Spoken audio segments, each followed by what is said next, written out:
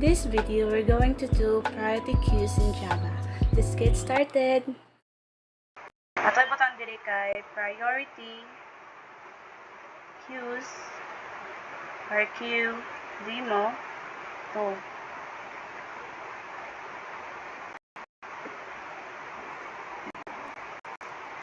So, naka-create na ta. Then, ato na siya i-delete. Ato na siya i-erase. Kay comment man siya. So, before ta sa atong code, sa atong main na to na body, mag-import sa taog Java. Import java.util.asterisk semicolon, then import java.io.asterisk semicolon. So, mana. Then, arta diri sa atong main or sa atong function. Main function. Then, ikahaman sa itong main function kay mag-instantiate ta. So, atong ibutan to sa instantiate at ito tatong class priority queue. Ayan, ito ang na ito kay ang integer. Ito ibutang. And then, butang tag PQ. PQ kay matong object name. Ayan, new priority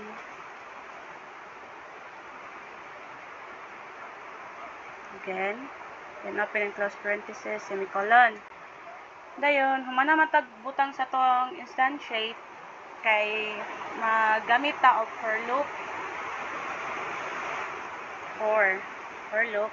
Then so sa tong for loop kay magbutang tag ni equals to 0 semicolon I less than 3 semicolon, then I increment or I plus plus, ayan, semicolon. Next, kay magbutang ta sa atong method call. Ato butang sa una ang atong object, dayon ang atong unang tong gamiton na method call kay ang add method. So, add, then so sa itong add kay magkuhan tag I. Then, again po,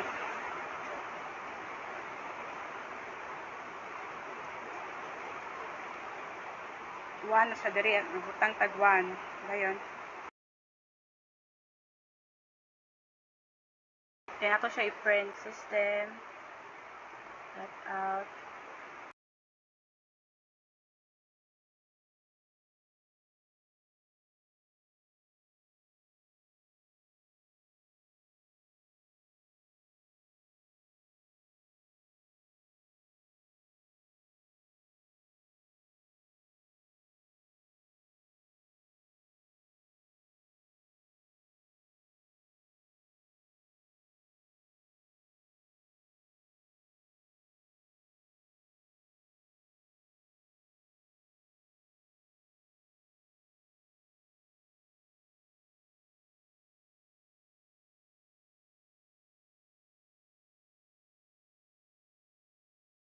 Humanaman ta sa integer, mag-instantiate ta o kaan string. So, balik ta.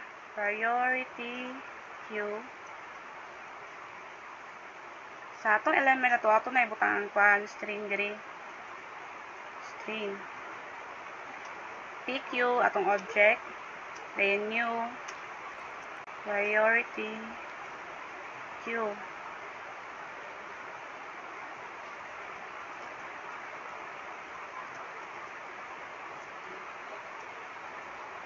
Then, magbutang sa ta sa atong method call.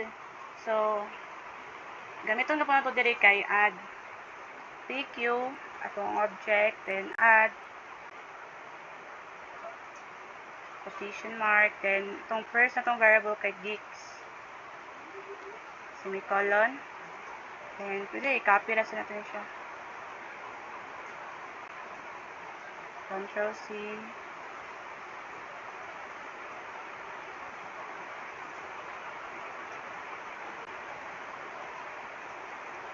Control B.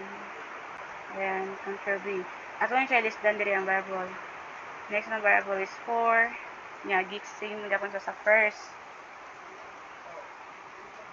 And then next kay magkwanta, mag-system, magprinta. System.out.print print line. Dayon ato ibutang diri sa statement to initial.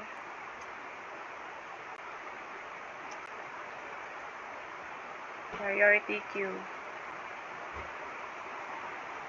Ngayon, plus na to, PQ, para ma-view ni siya ang content to dito sa PQ, yahan ni siya mapagawas, imigra na to.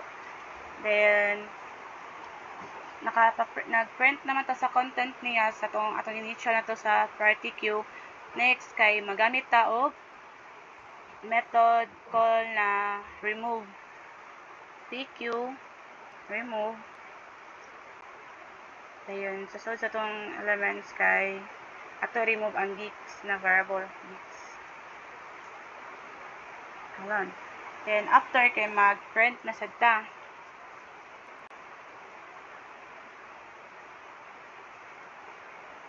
System.out.print line.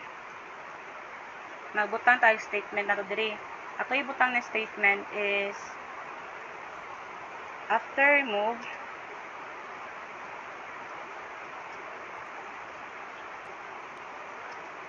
lasa na to sa PQ para mag-print siya.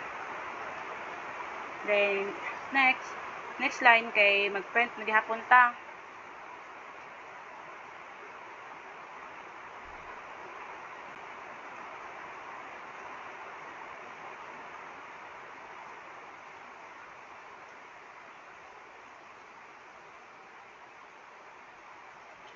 Ito yung siya diri. Dari na statement na to kay call method. Then sa dari kay atong butngan og kuha niya kanang elements method kay gamito na to ang call. Dayon sa last na statement kay atong ilisdan og final priority queue. Ano siya? Na-create na ta, then natin siyang i-run. So, pag-run na to, natay output na sa initial priority queue, kaya natay 4 geeks and geeks. So, nag-una ang kaning 4 na. Then, sa after remove, pagka-remove niya, kay na-remove ang isa ka geeks, so, munang 4 geeks na lang. Then, sa full method, kay i-full run na to ang 4. Then, sa final priority queue, kay muna siya ang geeks na. Siya na lang nahibilin ang geeks. Ton kay manang pare same ra po siya pag last, pero ato lang ilisdan ang atong mga method call, mga method na atong gamiton. Nagamit naman tag remove, pull, and then next atong buhaton kay mag-pick ta, gamit tag pick method. Ay kaya na siya man na atong variable at set na dire na ato nang kuan diri i-erase na ato na diri.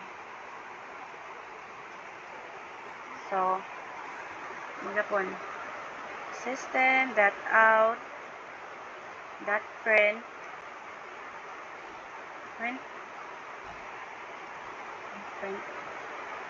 dayon ito na itong priority queue.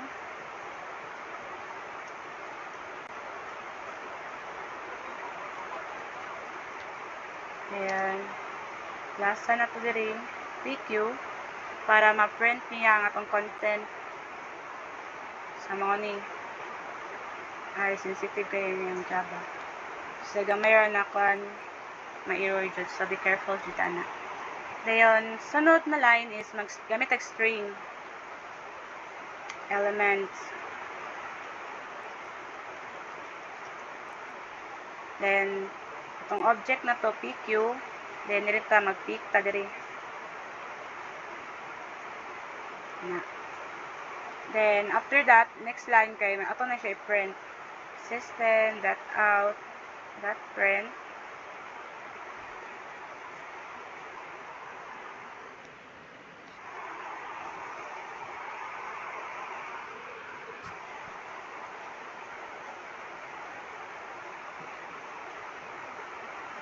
so atong statement diri kay access element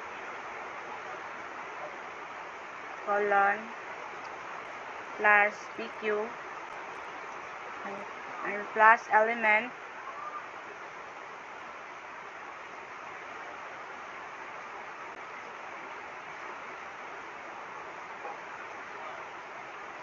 so na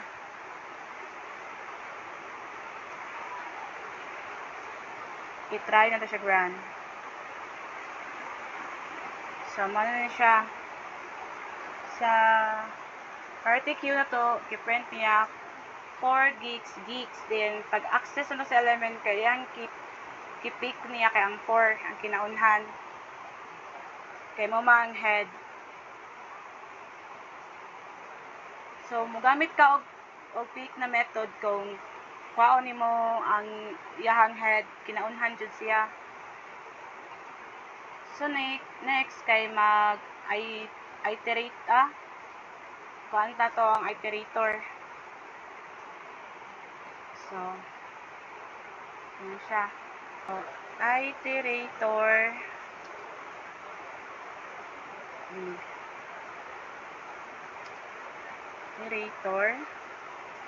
equals to atong gamito ni kani siyang object na to pq dot iterator open and close parenthesis semicolon. Next magamit ta og while loop. So sa while loop ato ni siyang sa sulod sa while sa elements ato ni siyang ibutan diri sa sulod ang iterator that has next para atong i-check kung na mix bayahang elements or wala ra. So yun siya. Dayon namin curly braces. Dayon next kay ato siyang i-print system.out.print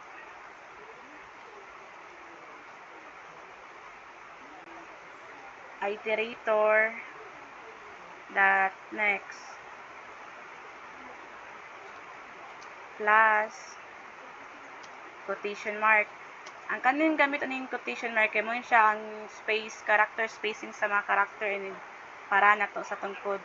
So i-run na to na. So mo ni siya magala sa tong output.